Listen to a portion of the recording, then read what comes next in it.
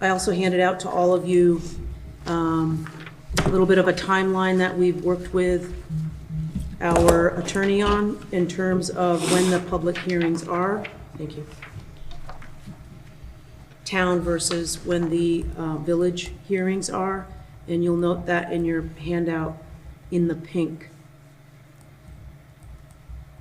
Thursday, February 12th, so we have one this Thursday.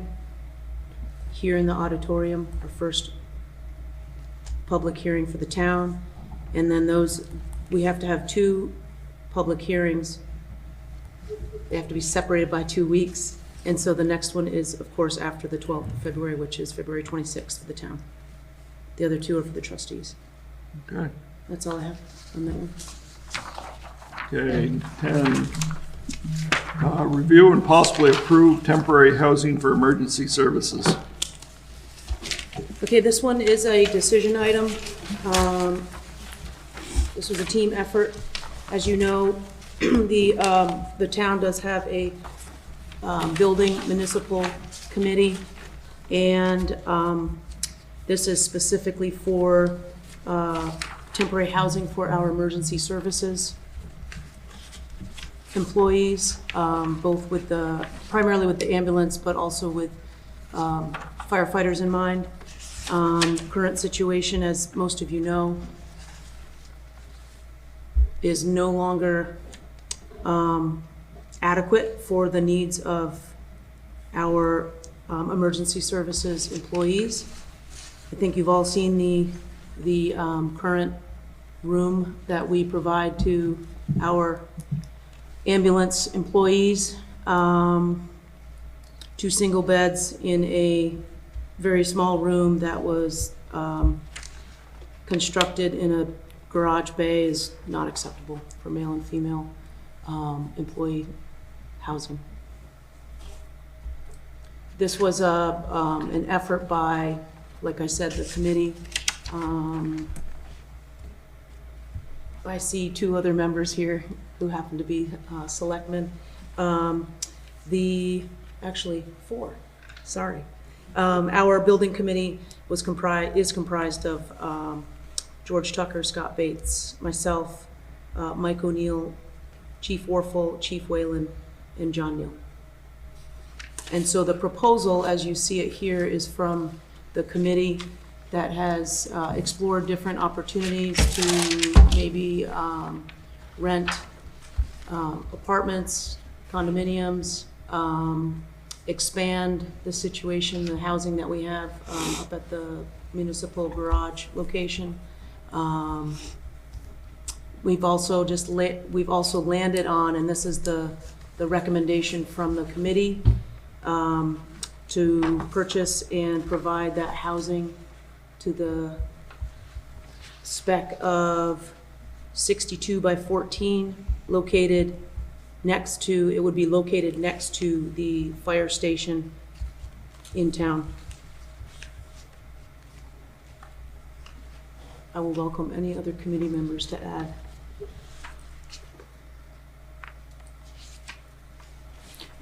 What's the timeline on this? Is this a 6-month plan? 5-year plan? This should have been done yesterday. Yeah. I think realistically April, based off of our timeline for that we had received from the different companies and contractors that we consulted.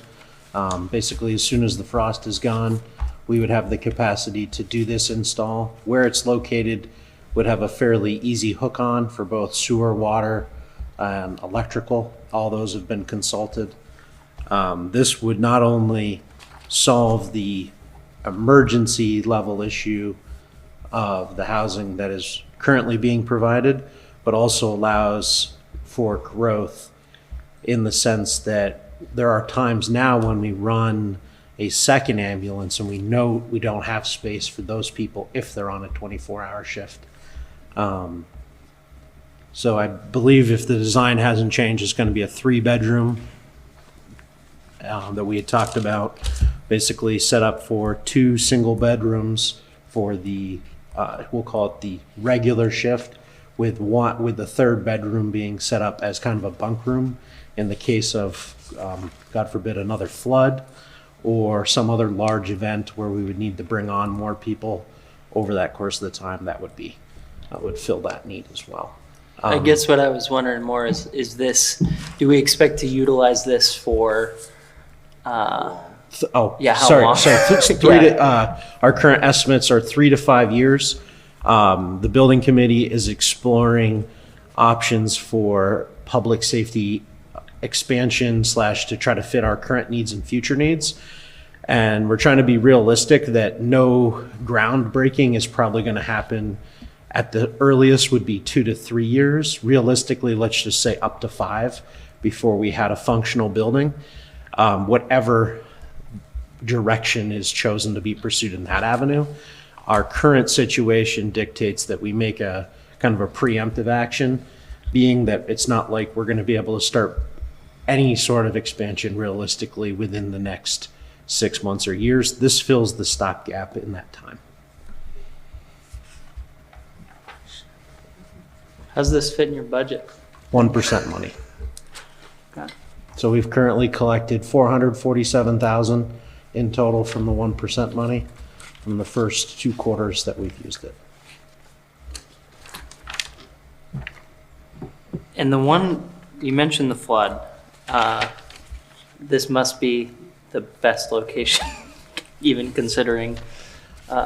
So this location, based off of what our current capacity is the third ambulance is currently parked in the fire station, and based off the design that's being presented, would be that the ambulance that would be on duty or in use would be parked in the fire station while they stayed there. We considered all potential options, and this seems to be the most money conscious and still keeping our response times within a acceptable threshold. And I'm assuming there isn't a viable, like, I don't know, job site rental units where we could rent it for as long as we need it. So this is where the rental price, and I don't know if you have those figures offhand, but basically is that you pay for the delivery and pickup of your rental unit all in month 1, and then the rental price is fairly low. But if we anticipate us needing the building for more than 2 years, we're going to be better fiscally to buy. Yep. And the intention is that we're going to try to take as good of care of it as possible, so that when we are done with the facility, which let's just use the timeline for planning of 3 to 5 years, we'd be able to sell it, recoup some money, so that we're out the least amount of money as possible. To counter that, if it takes longer than 5 years, we're really not spending the amount per month. Mm-hmm. And I would ask anybody, if they've seen the sleepers quarters where they sleep right now, to go take a look at it, because it's awful, absolutely awful. There's not a better place at the town garage to put this. That's my own. Well, we've brought that up many times. Yes, I would. This is not my, and I don't mind saying, this is not my first choice, but I would go with this if this is what the board, being right next to the highway and across from a bar, restaurant establishment, may be a lot of traffic and noise, but I'm not sure the price-wise, if we could hook it up to the town garage, if it would be any better. I don't know. I mean, I'd rather have it up there, but I'm not gonna delay this over my opinion. My only concern is with another flood, that might be not accessible. Well, the river's the way they filled in now. How is this not in the floodway? Or It's not. yeah, I know, but how? The fire station is. Part of the fire station is, yeah. Ryan? Sorry. Just a comment. In the case of a flood, wouldn't it be better to have staff right next to all of our apparatuses to get them out. Right? So if we have three people on site, feet away from the fire station, the water's rising, they're right there to save all of our equipment. Whereas the water rises really quickly. So as far as if there's a flood, we have bigger problems than that double wide. We have millions of dollars of equipment that we are going to need to use to save lives. So I think it's a real good spot. Ben, I imagine this checks your boxes for what you're looking for?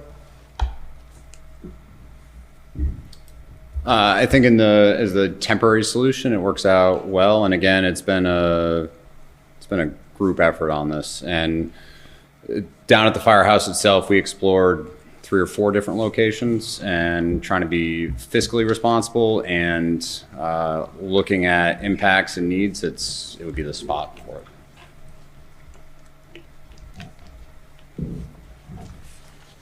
Okay, what's the board's thoughts?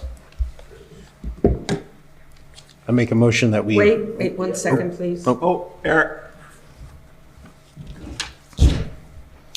Thank you. Eric Alden, Trailside Road. Just 2 questions. This is the first I've heard of it, so I'm not familiar with what the plan was. What alternatives were looked into? And I'm going to say what everyone knows. It's really disappointing that we know about these problems 5, 10, 15 years out. And it's always sort of a last minute stopgap. We got to do this today, situation when we knew we had to do this 10 years ago.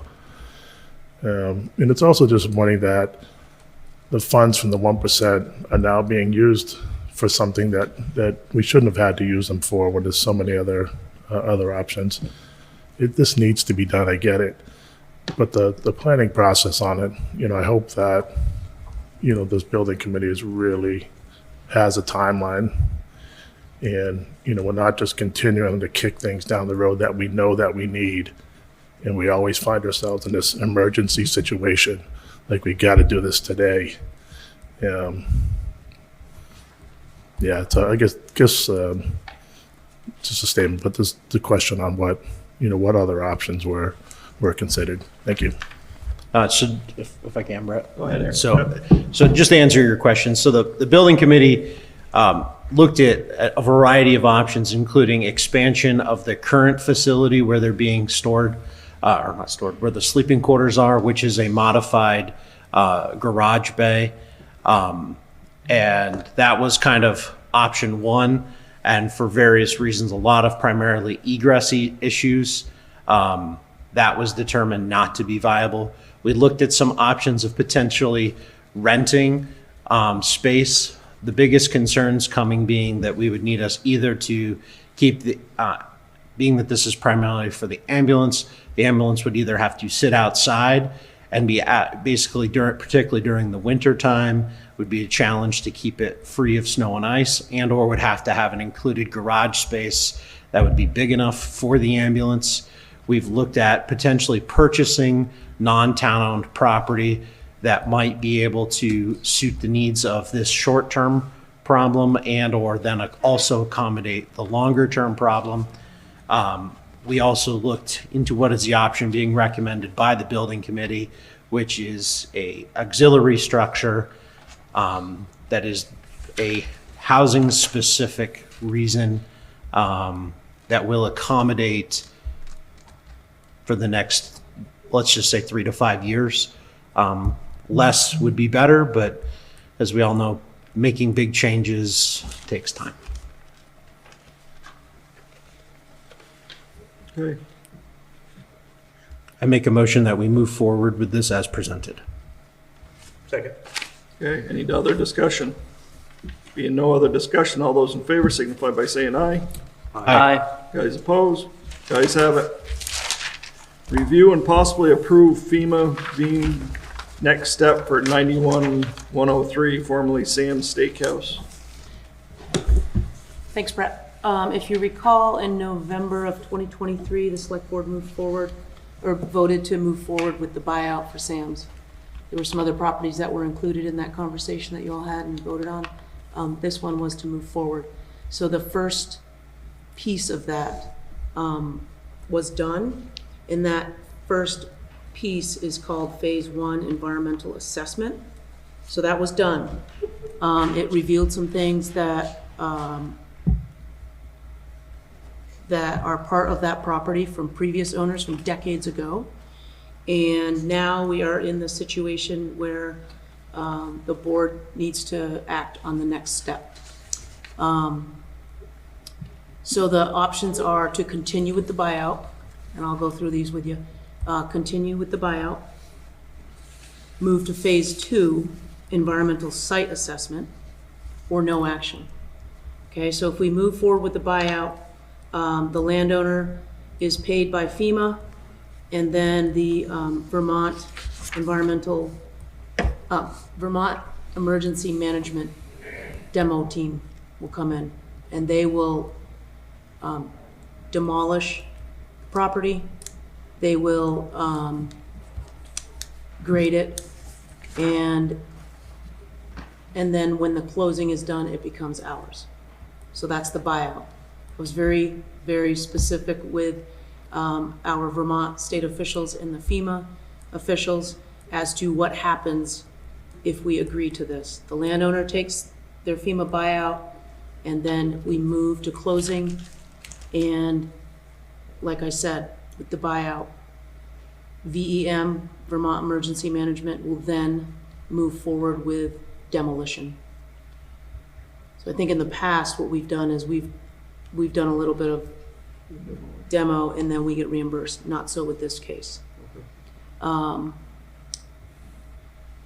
second option is to move forward. If we feel like we want to do more environmental work, then we foot the bill for environmental site assessments.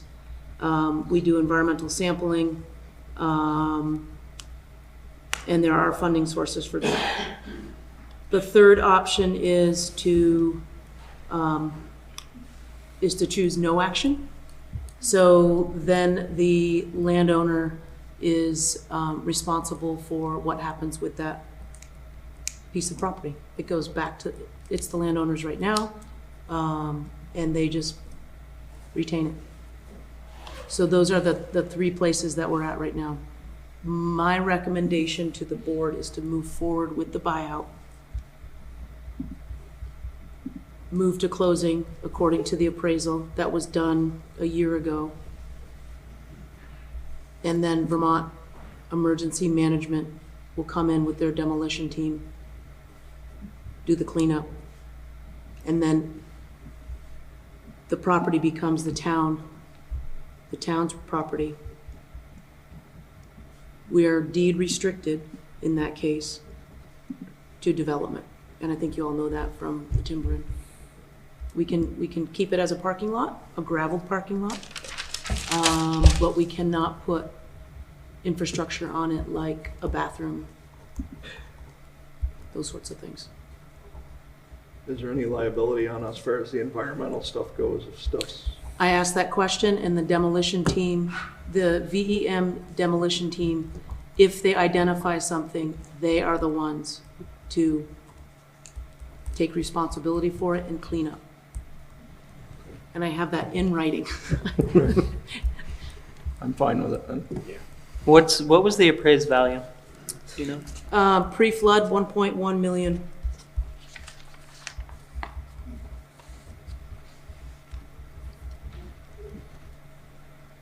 It's a motion of the board. I make a motion that we move forward with the buyout process for 91 Route 103. Second. Okay, any other discussion? Being no other discussion, all those in favor signify by saying aye. Aye. Guys opposed? Guys have it. Review and possibly approve a municipal resolution to seek Tier 1B area status for the purpose of Act 250 jurisdiction. I'm gonna ask Aaron Ladd to come up and brief on this one. All right. Erin Ladd, Director of Planning and Zoning. I have Jason Rasmussen on the phone. I guess we're having some audio issues with the Mount Escotney Regional Commission. So Tier 1B, he presented this like the October meeting where this is part of the Act 181 and Act 250 exemptions. So now they're getting ready to prepare and submit for the regional plan, and we need to sign a resolution for them to apply to the Land Use Review Board, the Tier 1B designation on behalf of the municipality. So if you have any questions or anything, just let me know, and me and Jason can answer them. If I recall, Jason didn't have any good reason for us not to do this. That stands. Jason, does that still stand, that there's no bad reasons you can think of? Yeah, there's no reason not to do this. I think the question's the map, and we've been to that with Aaron, you, and Terry quite a lot. So I think, it should be a no-brainer as far as I'm concerned.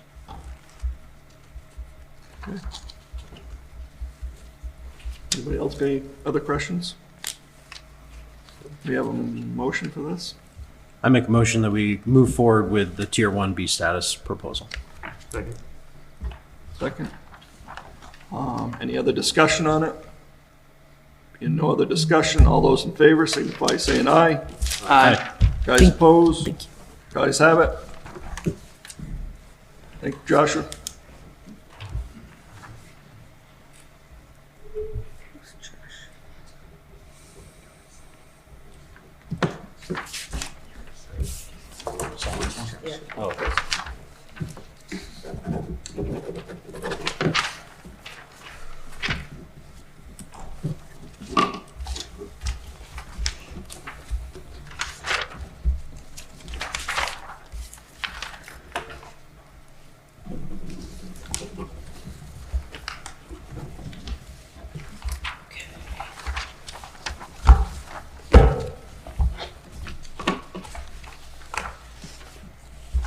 Okay, moving on, review and possibly approve flood hazard bylaws.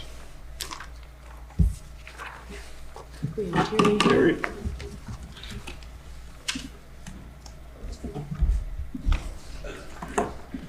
Yeah, I came before this board last month, and we had a public hearing on the standalone bylaws and explained the process that we went through, so I won't go through that because it's a short meeting.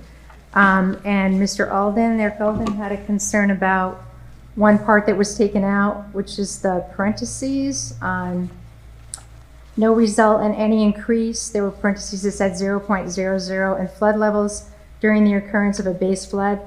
Those parentheses had been left out of the new flood regs, and he had asked for them to be put back in. And I said I would consult Jason at Regional, at Mark, and Asa Braden and Ned Stromberg. They're both water specialists, flood specialists in Montpelier.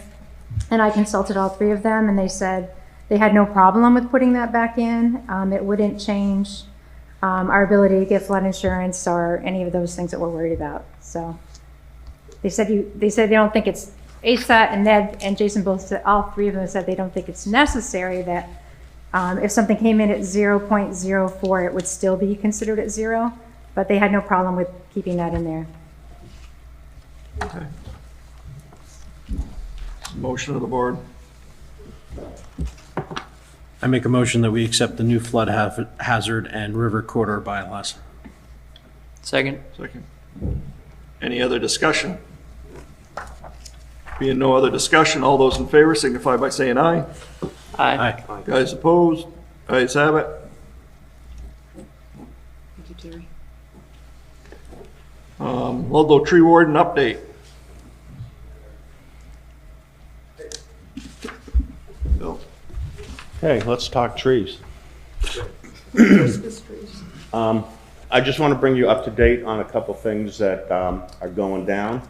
And the reason I wanted to get in front of you tonight is because people are going to start working on some projects. And if you have any issues, like you're not into this, I got to know sooner than later, because some people are going to put time into this. The first project is I stored 2 Allegheny serviceberry trees free of charge for the town through the Vermont Urban and Community Forestry Program. And they'll be bare rooted, we'll get them in May. I was thinking of planting them at the firehouse. I spoke with Ben, but you have a project going on at the firehouse, so we might have to coordinate. Remember we took those big trees out behind the firehouse last summer? Jason Barrows took them down. Maybe down in there. These trees will get to be 15 to 20 feet high, 15 to 20 feet wide. They're beautiful trees. They're hardwood. They flower out white flowers early spring, great for early pollinators, great berries, birds, people, everybody loves the berries, great fall colors. So I thought they'd look really cool down at the firehouse, open to suggestion. We could put them elsewhere. I just need to know if there's a stop sign from anybody, because we're gonna go forward with this stuff. Penny, when I came in, she handed me a note that said Wise Oak, the tree company Wise Oak, wants to donate a tree to the town. I'll call them tomorrow and we'll find out what that's all about, and we'll have another tree. The real reason I'm here is this project. Before you start that, can I just throw out another possibility? The dog park. The dog park? The dog park could use a couple trees for shades. Yeah. Because that's the main concern I hear from everybody during the summertime. Yeah, the serviceberry trees are open. You know, I just thought the firehouse, but any great suggestions, we can pop them anywhere. And they're really beautiful trees. Little backstory on this. George already heard this, so you can take a break. The American Revolution. During the American Revolution, remember the Boston Tea Party, the Stamp Act, taxation without representation? Well, the British tax collector came along in Boston, and they didn't like this guy, the colonists. So they hung him in an elm tree, an effigy of him in an elm tree. And it hung there till they took it down and burned the effigy on a bonfire. He quit the next day. That was the first liberty tree in America. And as the revolution progressed, liberty trees popped up all throughout the colonies. All the larger towns had them, small towns had them, the cities had them. The last liberty tree was in Annapolis, Maryland. It was a 400-year-old tulip poplar. It died from Hurricane Andrew. Came up with this idea, and I ran it by the tree board. They got into it. I've been talking to different people about it. I'd like to plant a liberty tree this summer in Ludlow. It's the nation's 250th anniversary. It's Ludlow's 265th anniversary, and I want to plant it down by the Army tank. And the Liberty Tree would represent community unity, kind of a gathering place, which the community center is, and just in recognition of our community, our unity of our community, the nation's birthday, the town's birthday. I think it'd be a great project to have a nice tree there, a Liberty tree, and a plaque saying what it is in front of it. I'm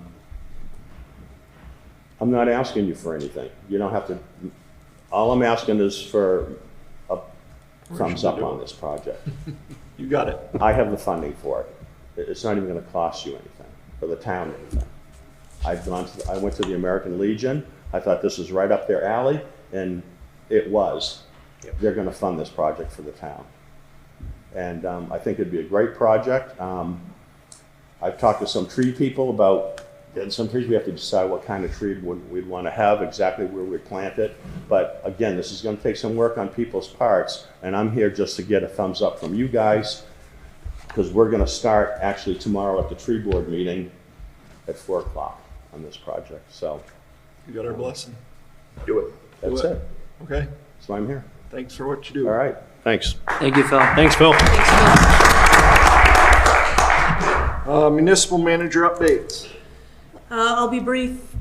George talked a little bit about the 1% options tax, and as Ula has said, a total of $447,000 that's in there right now. Almost $300,000 just in the last quarter of 25. So that's October, November, December.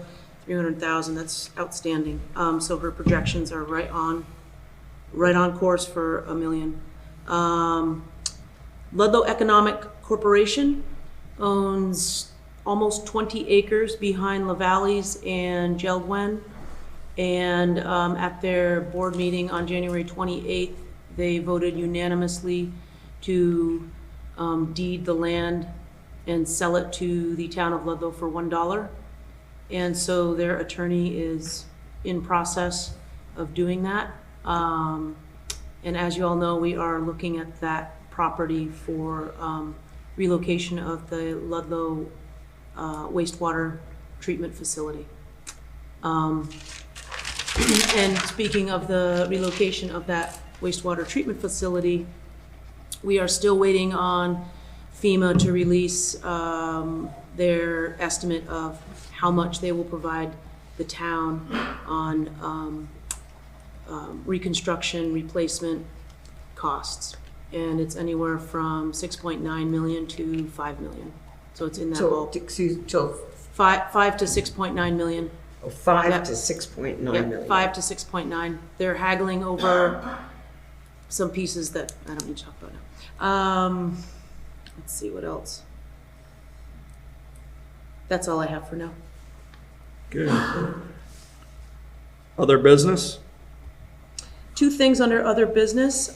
We do have some interest to serve on the planning commission. I know that we do have a vacancy on the planning commission, and we have, are you Matthew or Matt? Okay, Matthew Bellantoni, did I pronounce your last name right? Who is interested, and he did provide his resume, and that is in your packet.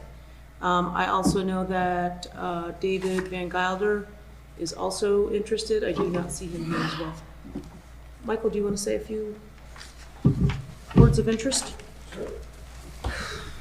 You might have to be, I don't know if it, okay. Good evening. I am Matthew Bellantoni, and I do have interest in serving on the Planning Commission. I know they provided you with a brief resume. I'm sure you haven't had time to really go over it, but I'd just like to say that I would like to serve on the Planning Commission because I care about this community. I've been a homeowner here since 2009, and I want to maintain the balance that makes this town work. The small rural community hosting a ski resort, and that's also very important to our local economy. So I'm open to any questions that you have. My cell phone number is on that as well. You can call me after. Any questions? And we are not making a decision at this point, just an opportunity for the board to meet Michael and Yeah. read his resume. Thank you. Thank you for your interest. Thank you. Appreciate it. Thank you. You'll My be pleasure. there for us. Thank you. That's all I have. That's it. Possible items for next meeting, it's town meeting.